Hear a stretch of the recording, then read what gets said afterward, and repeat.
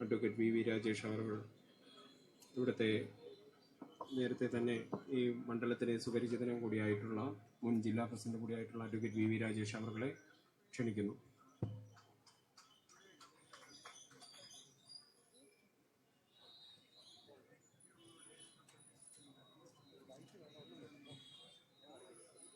പരിപാടിയുടെ അധ്യക്ഷൻ,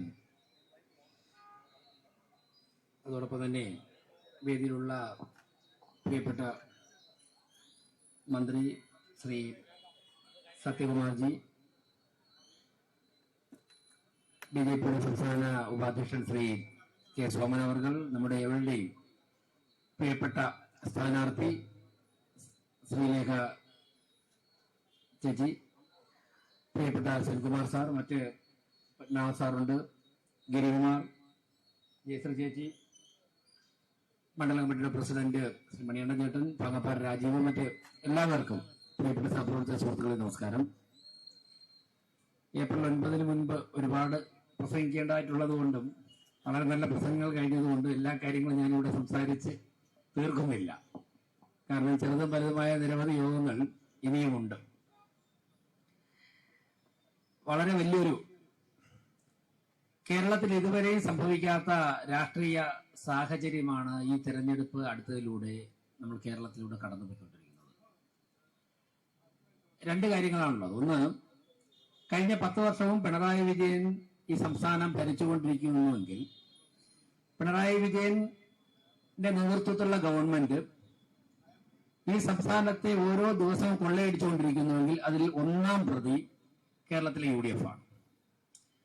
40 MLA-മാരെ 40-45 MLA-മാരെ കൊടുത്തിട്ട് ഒരു ദിവസം പോലും നിയമസഭയ്ക്കകത്തോ പുറത്തോ കഴിഞ്ഞ 10 വർഷമായി LDF ഗവൺമെന്റിനെതിരെ ചരിത്രത്തിലിടം നേടുന്ന ഒരു സമരം പോലും ചെയ്യാൻ സാധിക്കാത്ത പ്രതിപക്ഷമാണെന്ന് കേരളത്തിന്റെ തകർച്ചയ്ക്ക് ഒന്നാം പ്രതി എന്നാണ് എനിക്ക് ആദ്യമായി ഇവിടെ പറയുവാനുള്ളത്.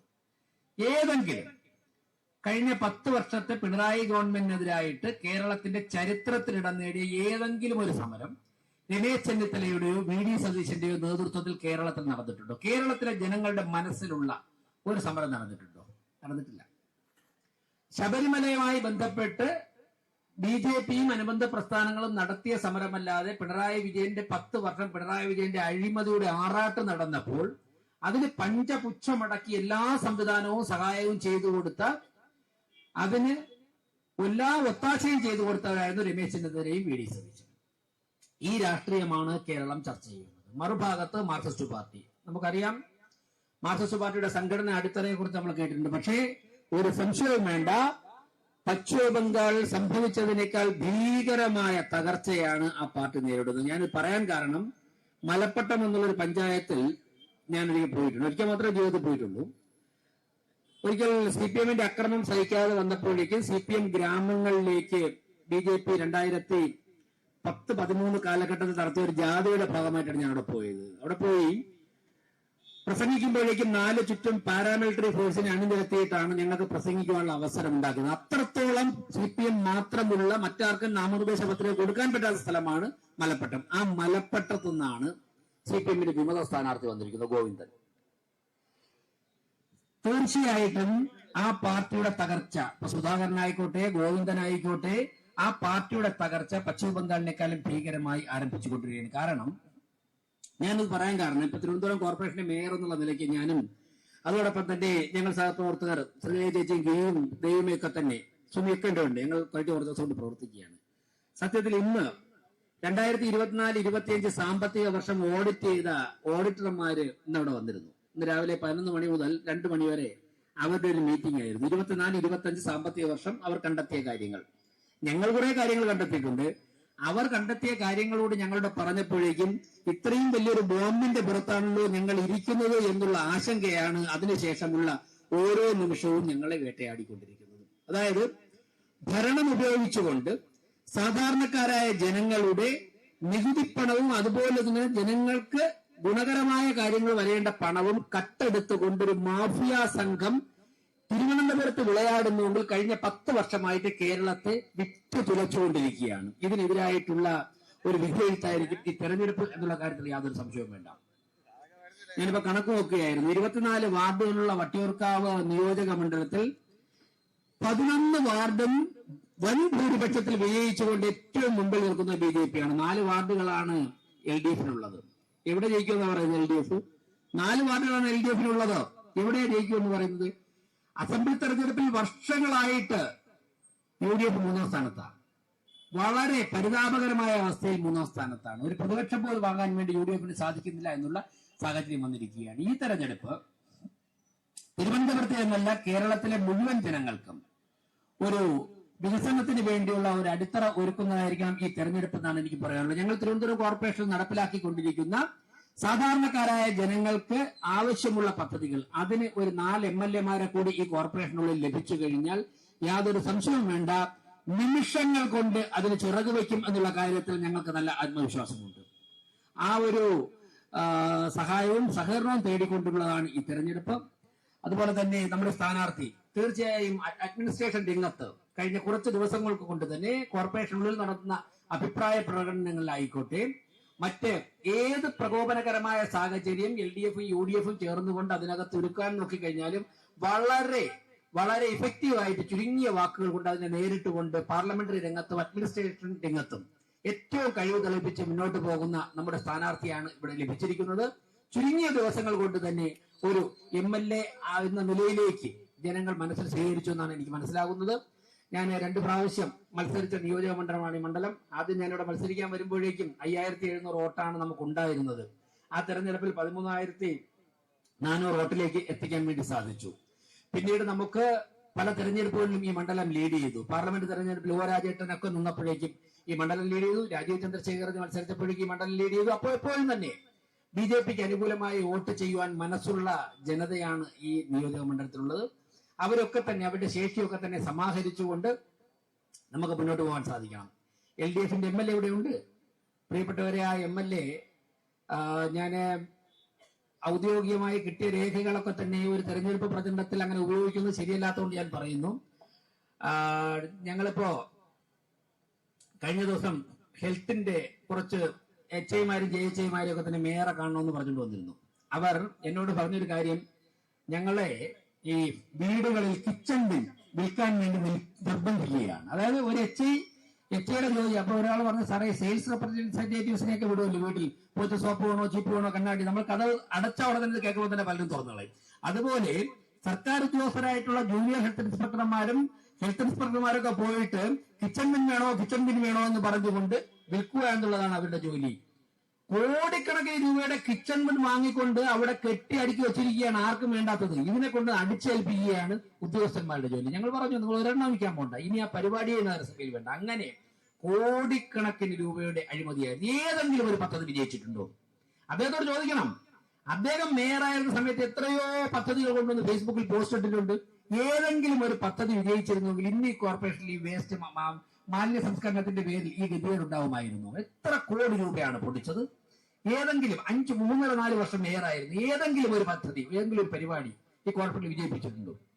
ഒരു വെള്ളപ്പൊക്കം വന്നപ്പോ റെസിഡൻസ് അസോസിയേഷനൊക്കെ കൂടെ തന്നെ മനുഷ്യ സ്നേഹമുള്ള ജനങ്ങളെ കൂടെ തന്നെ സോപ്പ് ചീപ്പ് കണ്ണാടി ഉൾപ്പെടെ വസ്ത്രങ്ങൾ ഉൾപ്പെടെ കൊണ്ടു കൊടുത്തു.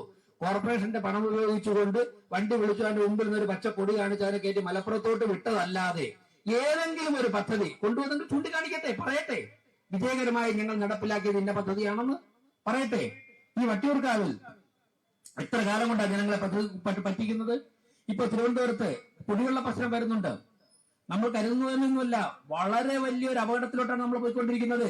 അരുവിക്കരയിൽ നിന്നും വരുന്ന കുടിവെള്ളം ഇവിടെ വരുമ്പോഴേക്കും 40% ചോർന്നു പോയിക്കൊണ്ടിരിക്കുക. 40% വെള്ളം, 1 ലിറ്റർ വെള്ളം കൊണ്ടുവന്ന അരുവിക്കരയിൽ നിന്ന് 1 ലിറ്റർ വെള്ളം എടുത്തു കഴിഞ്ഞാൽ 600 ml മാത്രമേ തിരുവനന്തപുരത്ത് എത്തുള്ളൂ. എന്തുകൊണ്ട്? പൈപ്പ് ഭൂമിയുടെ അടിയിലൂടെയുള്ള പൈപ്പ് ഇടുമ്പോഴേക്കും ക്വാളിറ്റിയുള്ള പൈപ്പുകൾ വാങ്ങില്ല. ക്വാളിറ്റിയുള്ള പൈപ്പുകളിലെ കമ്മീഷൻ എത്രത്തോളം കിട്ടും? ആ പൈപ്പേ വാങ്ങുകയുള്ളൂ. കൃത്യമായിട്ടുള്ള സ്പെസിഫിക്കേഷൻ ഉണ്ട്. ഭൂമിക്കടിയിൽ കുഴിച്ചിട്ടായി ആരെങ്കിലും പോയി തന്നെ നോക്കാൻ പോകുന്നുണ്ടോ? അങ്ങനെ വെള്ളം കിട്ടാത്തത് വരുന്നതിൽ 40% ചോർച്ചയാണ്. എന്നാൽ ഇത് 30-40 വർഷം കഴിയുമ്പോൾ മാറ്റണം. അത് മാറ്റണ്ടേ? അത് മാറ്റിയിട്ടില്ല. ഇതൊക്കെ തന്നെ ജനങ്ങൾ സഹിക്കേണ്ട ഒരു സാഹചര്യം വന്നിരിക്കുക. ഇങ്ങനെ ഓരോ എത്ര 1000 കോടി രൂപയാ ഈ ക്വാളിറ്റി കുറഞ്ഞ പൈപ്പ് വാങ്ങിച്ച് ഭൂമിക്കടിയിൽ കുഴിച്ചിട്ടുമെങ്കിൽ എത്ര കോടി രൂപയാ? ഇത് പൊട്ടുമ്പോ എന്താ ചെയ്യുന്നത്?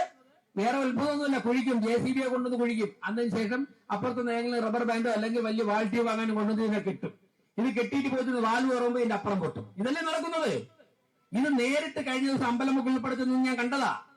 ഉദ്യോഗസ്ഥന്മാരെ ജനങ്ങൾ വിളിച്ചിട്ട് ഇങ്ങനെ സഹായിക്കുക. പക്ഷേ പൈപ്പ് വാങ്ങി കമ്മീഷൻ വാങ്ങിയ നേതാക്കന്മാരൊക്കെ തന്നെ അതും കൊണ്ടുപോയി. ഇങ്ങനെ ഏതൊക്കെ മേഖലയിലാണോ സാമ്പത്തികമായിട്ട് കൊള്ള നടത്താൻ പറ്റുന്നത്. കഴിഞ്ഞ ദിവസം സിലേറ്റിട്ടുണ്ടായിരുന്നാണ് തോന്നുന്നത്, ഇതിന്റെ ഇത്ര പൊക്കം ഇല്ലാത്തൊരു നിലവിളക്ക് കഴിഞ്ഞ 30-40 വർഷം കൊണ്ട് കോർപ്പറേഷനിൽ വാടകയ്ക്ക് എടുക്കുന്ന വിളക്കിന് 6000 രൂപയാണ് വാടക. ഈ വിളക്കിന് വില ചോദിച്ചു, പാറ്റൂർ രാധാകൃഷ്ണൻ പത്തിന് വില ചോദിച്ചാൽ 10,000 രൂപയുള്ളൂ. ഈ വിളക്കിന് 6000, ഒരു പരിപാടിക്ക് 6000 രൂപ. ഒരു ദിവസം 3-4 പരിപാടി കൊണ്ടുപോയിരുന്നത്. വിളക്കിന് നല്ല ഓട്ടമാണ്. 3-4 പരിപാടിക്ക് പോയി കഴിഞ്ഞാൽ 18,000 രൂപ. ഈ വിളക്കിന് 10,000 രൂപയുള്ളൂ. അപ്പൊ നമ്മൾ നടത്തിയ ഒരു പരിപാടിക്ക് പറഞ്ഞു, ശരി നമുക്കൊന്ന് എടുക്കാം, ആ വിളക്കിന് 500 രൂപ കൊടുത്തോളൂ. നിങ്ങൾ അവിടെ എല്ലാം കണക്കുണ്ട്. ഇതൊക്കെ നാളെ ആര് വന്നു കഴിഞ്ഞാലും 6000 രൂപയ്ക്ക് എടുത്തതിന്റെ കണക്കോട് 500 രൂപയ്ക്ക് നമ്മൾ എടുത്തതിന്റെ കണക്കോട്. ഇനി ഒന്നുകൂടി അദ്ദേഹത്തെ വിളിച്ച് നെഗോഷിയേറ്റ് ചെയ്ത് 350 രൂപയ്ക്ക് കിട്ടും. ഈ ഒരു വർഷം നിങ്ങൾ ചെയ്തൊരു കൊട്ടേഷൻ എന്താ 350 രൂപയ്ക്ക് കിട്ടും. ഇതിനാണ് 6000 രൂപ. ഞാനിത് വെറുതെ എന്ന് പറയുന്നത് കൗൺസിൽ ഔദ്യോഗികമായിട്ട് അതാണ് ചോദിച്ചതാ. ഇത് ഞാൻ പറഞ്ഞൊരു ചെറിയ ഉദാഹരണം. ഞങ്ങൾ കഴിഞ്ഞ ദിവസം ആറ്റിയാൽ പങ്കാളിക്കാൻ വേണ്ടില്ലേ, ഒരു ഓൾട്ടോ കാറ് ഒരു ദിവസം ഇടുന്നതിന് 400 രൂപ വാങ്ങിക്കുക. SMB സ്കൂളിൽ ഒരു ബസ്സിൽ രാവിലെ കുറച്ച് അമ്മമാർ വന്ന് 8 മണിക്ക് കൊല്ലത്തുനിന്ന് അവർ വന്നിട്ട് ബസ് അവിടെ ഇട്ടിട്ട് പൊങ്കാലയിടാൻ കയറിയപ്പോഴേക്കും PTA കമ്മിറ്റി എന്ന് പറഞ്ഞൊരു കൊച്ചു തുണ്ടു അടിച്ചുകൊണ്ട് വന്നതിന് ശേഷം 1000 രൂപ ഉച്ചവരെ ഇടുന്ന 1000 രൂപയാണ്. കോർപ്പറേഷൻ ലേലത്തിൽ കൊടുത്ത് കോർപ്പറേഷനിൽ നിന്ന് ലേലം എടുത്ത ഒരാൾ ഗാന്ധി പാർക്കിൽ ഒരു കാർ ഒരു ദിവസം രാത്രി ഇടുന്നതിന് 780 രൂപ. ഒരു ബെലനോടെ ചെറിയ കാർ ഞാൻ രാത്രി 12:00 അറിഞ്ഞു. ഞാൻ 1 മണിക്ക് അവിടെ ചെന്നിട്ട് ഈ ബെലനോടെ കാറിന്റെ ഡ്രൈവർ വിളിച്ച ആളെ പോക്കറ്റിൽ നിന്ന് അയാൾക്ക് തരാൻ പേടിയാ ഈ രസീത് തരാം. കാര്യം വണ്ടി അവർ ചീത്തായി കളയൊന്ന് പേടി.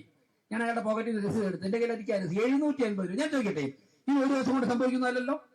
ഇത് വർഷങ്ങളായി ഇങ്ങനെയൊക്കെ ചെയ്ത് തഴച്ച് വളർന്ന ഒരു മാഫിയ സംഘം തിരുവനന്തപുരത്തുണ്ട്. ഇതിന് പലരുടെയും പിന്തുണയുണ്ട്. ഈ പേരുകളൊന്നും പറയില്ല, എനിക്കറിയാം. ഫിനാൻസ് കമ്മിറ്റിയിലുള്ളതാ, എല്ലാ രേഖകളും കാണുന്ന ആളാ. ഇതിനൊക്കെ തന്നെ തടയിടുവാൻ വേണ്ടിയുള്ള ഒരു പിന്തുണയാണ് ഞങ്ങൾക്ക് വേണ്ടത്. ഇതിനൊക്കെ തന്നെ തടയിടുവാൻ വേണ്ടിയുള്ള ഒരു പിന്തുണ ലഭിക്കണമെന്നുണ്ടെങ്കിൽ തിരുവനന്തപുരം കോർപ്പറേഷൻ ഭാഗത്ത് വരുന്ന 4 MLA-മാരെ ജയിക്കണം.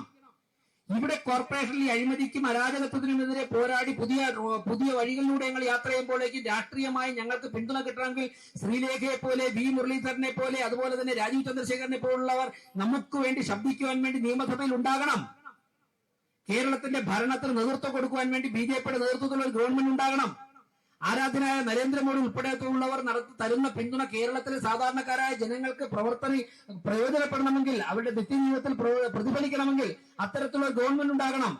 പ്രിയപ്പെട്ടവരെ, ഞാൻ ദീർഘിപ്പിക്കുന്നില്ല. അതിനനുകൂലമായിട്ടുള്ള ഒരു സാഹചര്യമാണ് ഉണ്ടായിക്കൊണ്ടിരിക്കുന്നതെന്ന് പറഞ്ഞുകൊണ്ട് വരാൻ പോകുന്ന 20 ദിവസം വട്ടിയൂർക്കാവ് മണ്ഡലത്തെ സംബന്ധിച്ചിടത്തോളം വളരെ ധാരാളമാണ്. നിരവധി തെരഞ്ഞെടുപ്പുകൾ പ്രവർത്തിച്ച് നിരവധി പേരെ വിജയിപ്പിച്ച നല്ല ജനസ്വാധീനമുള്ള, ഞാനിപ്പോ എന്റെ വാർഡിൽ കൊടുങ്ങാനൂർ വാർഡിൽ മത്സരിച്ചപ്പോൾ ഞാൻ പറഞ്ഞു, അവിടേക്കുള്ള നമ്മുടെ സാധാരണ പ്രവർത്തകരുടെ, അവിടെ മാത്രമല്ല ഈ വട്ടിയൂർക്കാവ് മണ്ഡലത്തിലെ നിരവധി ഭാഗങ്ങളിലുള്ള വാർഡുകളിലെ പ്രവർത്തകർക്ക് ഓരോ വീടുകളിലുമുള്ള സ്വാധീനം മാതൃകാപരമായിട്ടുള്ള അത്രത്തോളം സ്വാധീനമുള്ള പ്രവർത്തകരാണ് നമ്മുടെ സംഘടനയുടെ സ്വത്ത്, സംഘടനയുടെ അസറ്റ്. അവരെയൊക്കെ തന്നെ വളരെ നന്നായിട്ട് കോർത്തിണക്കിക്കൊണ്ട് നമ്മുടെ മണ്ഡലം കമ്മിറ്റികൾ പ്രവർത്തിക്കുന്നുണ്ട്. നല്ല ശക്തമായിട്ടുള്ള ജില്ലാ സംസ്ഥാന നേതൃത്വം ഇതിനെ ഈ തെരഞ്ഞെടുപ്പ് പ്രവർത്തനം കോർഡിനേറ്റ് ചെയ്യുന്നുണ്ട്. അവരുടെ ഒക്കെ തന്നെ നമ്മളുടെ ഒക്കെ തന്നെ കൂട്ടായ്മയോടുകൂടി വളരെ വലിയൊരു വിജയം നമുക്ക് ലഭിക്കും. അതിനുള്ള ഒരു ക്ഷേത്രമായി മാറട്ടെ ഈ ഓഫീസ് എന്ന് പറഞ്ഞുകൊണ്ട് നിർത്തുന്നു. നന്ദി, നമസ്കാരം.